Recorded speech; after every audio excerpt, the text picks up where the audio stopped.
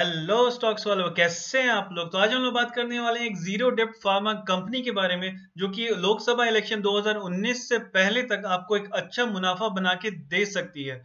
Company के fundamental और technicals बहुत ही स्ट्रांग लग रहे हैं नियर टर्म के लिए, और लॉन्ग टर्म के लिए भी ओके हैं। तो यही सब जानेंगे हम लोग इस वीडियो में। और हम लोग करेंगे कंपनी की फाइनेंशियल ट्रेंड की एनालिसिस, रिटर्न की एनालिसिस, शेयर होल्डिंग पैटर्न, देखेंगे इसका टेक्निकल्स, और करेंगे इसकी बिजनेस क्वालिटी और वैल्यूएशन के बारे में। मैं इसका नाम अभी आपको डिस्क्लोज नहीं कर रहा हूँ, वो आपको वीडियो में पता चल जाएगा। तो बने रहिए मेरे साथ इस वीडियो में, इस वीडियो को पूरा देखिए ताकि आप कोई भी इंपॉर्टेंट इन्फॉर्मेशन मिस ना करने पाए। ये है शॉर्ट टर्म धमाका और आप देख रहे हैं स्टॉक्स वाले बाबू। सबसे पहले देख लेते हैं कंपनी का ओवरव्यू। तो ये आती है इंडस्ट्री फार्मा में, और उसका सेक्टर भी फार्मा है। उसका जो मार्केट कैपिटलाइजेशन है वो है 4,818 करोड़, यानी कि ये एक स्मॉल कैप कंपनी है।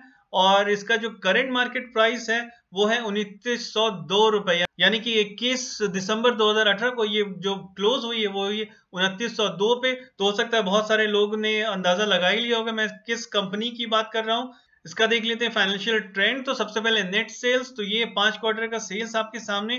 तो आप देख सकते हैं सितंबर 2017 के क्वार्टर से सितंबर 2018 के क्वार्टर में एक अच्छा खासा इंक्रीज है, लगभग 10% का। और वहीं पे अगर आप जून से सितंबर मिलाएं तो वहां पे आपको एक 2-3% का इंक्रीमेंट दिख रहा है यहाँ पे। तो ओवरऑल जो नेट सेल है वो एक अप ट्रेंड में है।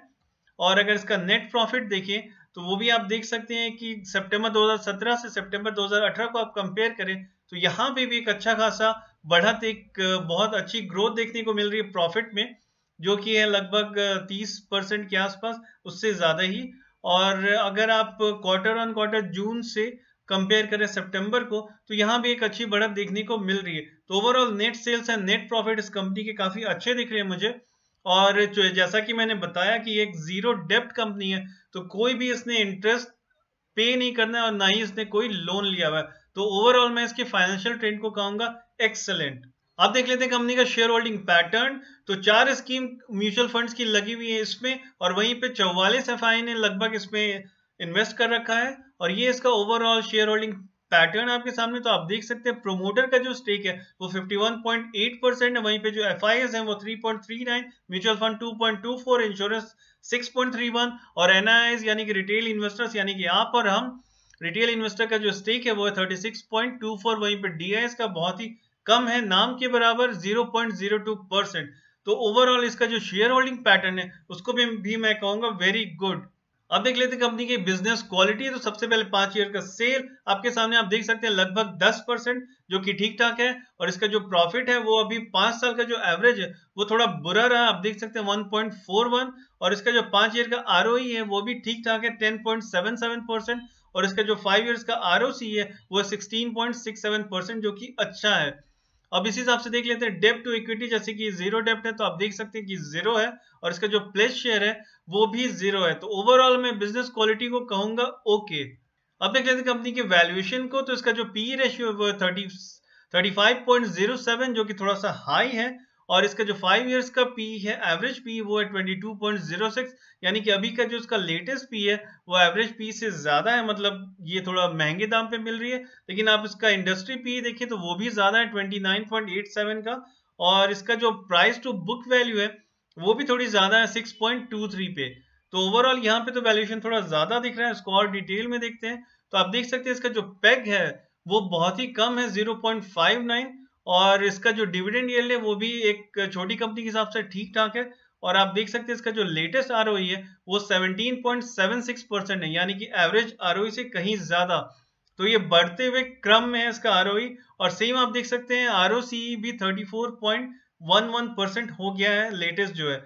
तो ओवरऑल ये कंपनी काफी ग्रोथ ओरिएंटेड है और इसका जो ग्रोइंग पैटर्न है वो काफी स्ट्रांग दिख रहा है। तो इसलिए मुझे जो इसका वैल्यूएशन है वो फेयर लग रहा है। तो मैं इसके वैल्यूएशन को रेटिंग दूंगा फेयर। और ये लीजिए मैंने लगा दिया कंपनी का नाम आपके सामने, मर्क लिमिटेड। बहुत लोगों को तो अंदेशा हो गया होगा कि मैं मर्क के बारे में बता रहा हूँ। तो हाँ, ये फार्मा की मल्टीनेशनल कंपनी है और इसने बहुत ही अच्छा रिटर्न दिया है। उसको हम लोग देखेंगे यहाँ पे। तो आपके सामने है 10 साल का रिटर्न मार्क का।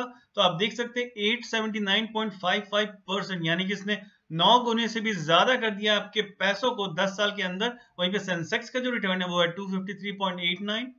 और ये इसका 3 साल का रिटर्न आपके सामने आप देख सकते हैं। 3 साल में भी इसने 3 गुने से ज्यादा कर दिया आपके पैसों को, और 3 साल का इसका रिटर्न है 269.19%। वहीं पे सेंसेक्स का जो रिटर्न है वो 38.88%। और ये इसका 1 ईयर का रिटर्न आप देख सकते हैं, यहाँ भी इसने 124.63% दिया, यानी कि यहाँ भी इसने आपको पैसों को दुगने से ज्यादा कर दिया 1 साल के ड्यूरेशन में। और वहीं सेंसेक्स का जो रिटर्न है वो 5.88%।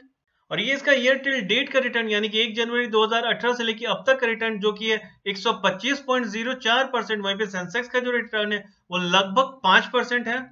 और ये इसका 1 मंथ का रिटर्न आप देख सकते हैं, यहाँ पे ये डाउन है 0.59%। वहीं पे सेंसेक्स अप 1.54%। और ये इसका 1 वीक का रिटर्न आप देख सकते हैं, अप है 2%। वहीं पे सेंसेक्स डाउन 0.61%। और ये इसका 1 वीक का रिटर्न जो कि मेरे हिसाब से फ्लैट है, माइनस में 0.05%। वहीं पे सेंसेक्स डाउन 1.89%।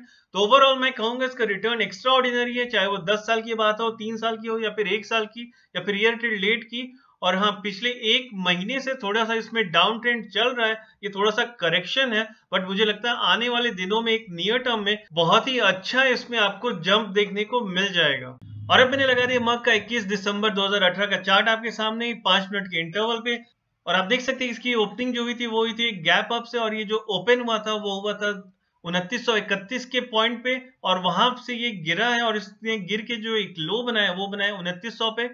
और उसके बाद एक गिरावट का जो दौर है वो इसमें चलता रहा, और इसने फिर एक लो बनाया जो उसके डे का लो था वो था 2872 का। और उसके बाद फिर इसमें एक थोड़ी रिलीफ रैली, एक पुल बैक आया, बट फिर वो सस्टेन नहीं कर पाया। और आप देख सकते हैं इस तरह के उतार चढ़ाव के माहौल में ये फाइनली जो बंद हुआ 2902 के आसपास। तो अब देख लेते हैं इसके प्राइस मूवमेंट को डिटेल में। उसके लिए मैं लगाऊंगा डेली इंटरवल पे इसको। और अब मैंने लगा दिया इसका डेली इंटरवल पे चार्ट आपके सामने। आप देख सकते हैं कि एक कंटिन्यूअस अप ट्रेंड बना हुआ है इसमें, और ये ऊपर से ऊपर ही बढ़ता चला जा रहा है। और इसने यहाँ पे जो अपना हाई बनाया वो हाई बनाया था इसने 3 सितंबर 2018 को, जो था 3554 के आसपास। और उसके बाद आप देख सकते हैं इसमें एक गिरावट आई है, और यहाँ पे इसने अपना एक लो बनाया है 28 सितंबर को, जो था 2509 रुपए 60 पैसे का। उसके बाद फिर एक पुल बैक रैली आई जो कि लंबा लास्ट नहीं हुआ, फिर गिरावट, और फिर एक उसमें जंप आया। बट यहाँ पे ये थोड़ा सा एक रेजिस्टेंस मुझे दिख रहा है, क्योंकि ये इस मार्क के ऊपर नहीं जा रहा है जो कि है 3200, और यहाँ पे है 3000 के आसपास का मार्क। उसके बाद फिर इसमें आई गिरावट, आप देख सकते हैं। और नियर टर्म में अभी जो 23 अक्टूबर को इसने बनाया एक लो, और उसके बाद फिर इसमें एक तेजी देखने को मिली, और फिर ये यहाँ पे 3200 के मार्क पे आके ये वापस डाउन हो गया। तो कहीं ना कहीं एक 3200 पे एक स्ट्रॉन्ग रेजिस्टेंस है इस स्टॉक का। थोड़ा मैं जूम कर लेता हूं आप लोगों के लिए, तो आप देख सकते हैं ये है वो 3200 का मार्क जहां पे मुझे दिख रहा है कि स्ट्रॉन्ग रेजिस्टेंस। उसके बाद आप देखिए तो यहाँ पे एक डाउनफॉल है, एक गिरावट है जो कि 13 नवंबर को हुई थी। और यहाँ पे जो इसने अपना लो बनाया था वो 2875 का बनाया था। उसके बाद फिर इसमें एक थोड़ा सा पुल बैक आया, तो मुझे एक यहाँ पे भी रेजिस्टेंस दिख रहा है जो 3100 का मार्क है उसके पास। तो आप देख सकते हैं ये स्टॉक जब जब इधर गिर रहा है और बाउंस बैक कर रहा है 3100 के मार्क पे जाके वहां से वापस आ जा रहा है। तो नियर टर्म का 2 रेजिस्टेंस मैं कहूंगा, एक 3100 और एक 3200। और इन दोनों रेजिस्टेंस को अगर वो पार कर लेता है तो फिर मुझे लगता है वो 3500 के आसपास एक मार्क है जहां पे उसको रेजिस्टेंस फेस करना पड़ेगा।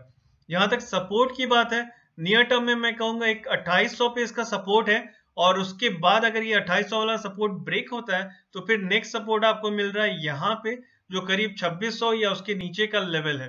तो मुझे लगता नहीं कि वो उतना नीचे अभी जाएगा नियर टर्म में। मुझे लगता है कि 2800 के सपोर्ट को लेके फिर वो वहां से रिवर्ट बैक करेगा और एक पुल बैक देखने को मिलेगी। और मुझे लगता है कि वो एक अच्छा पॉइंट होगा जब ये अपना 3200 का मार्क क्रॉस कर लेगा, तब इसमें एंट्री बनाने का अच्छा मौका बनेगा वहां पे। तो इसके ट्रेंड को और डिटेल में देख लेते हैं।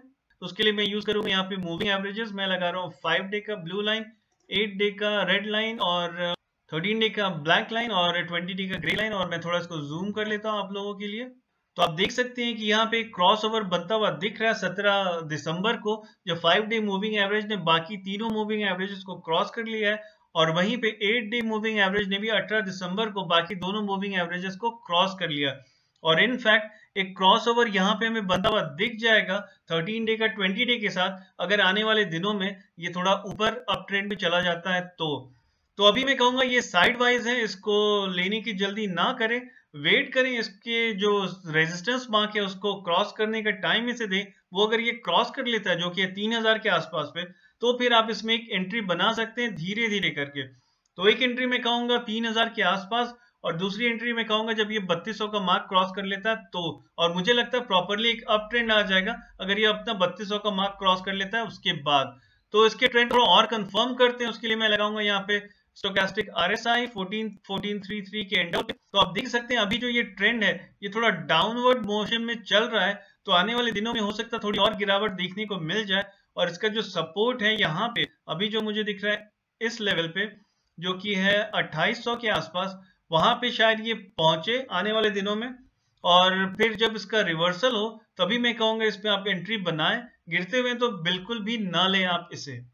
तो अब आ जाते हैं कंपनी के वर्डिक्ट पे। तो मेरा वर्डिक्ट ये रहेगा, क्योंकि इसका फाइनेंशियल ट्रेंड एक्सेलेंट है और इसकी जो टेक्निकल्स है वो भी पॉजिटिव है, तो मैं ये कहूंगा कि अगर आपको शॉर्ट टर्म में जाना है तो इट्स वेरी गुड, आपके पैसों को जल्दी ही ये बढ़ा के मुनाफा बना के देगा। और अगर आपको लॉन्ग टर्म में जाना है, चूंकि इसकी बिजनेस क्वालिटी ओके है एंड वैल्यूएशन इज फेयर, तो मैं कहूंगा लॉन्ग टर्म में भी ये गुड ही रहेगा, मतलब आपको एक अच्छा रिटर्न मिल सकता है लॉन्ग टर्म में। बट अगर शॉर्ट टर्म की बात करें तो डेफिनेटली ट्रेंड्स इसके टेक्निकल जो है वो थोड़े बुलिश हैं, तो आप बिल्कुल इसके लिए शॉर्ट टर्म में जा सकते हैं और ये लोकसभा 2019 के लिए आपका एक अच्छा इन्वेस्टमेंट साबित हो सकता है। तो वीडियो करूंगा यहीं पे वाइंड अप, पसंद आया तो प्लीज इसे लाइक करें, दोस्तों के साथ शेयर करें और इसी तरह की वीडियो को देखते रहने के लिए चैनल को सब्सक्राइब करें। मिलते हैं आपसे अगली वीडियो में, तब तक के लिए बाय बाय।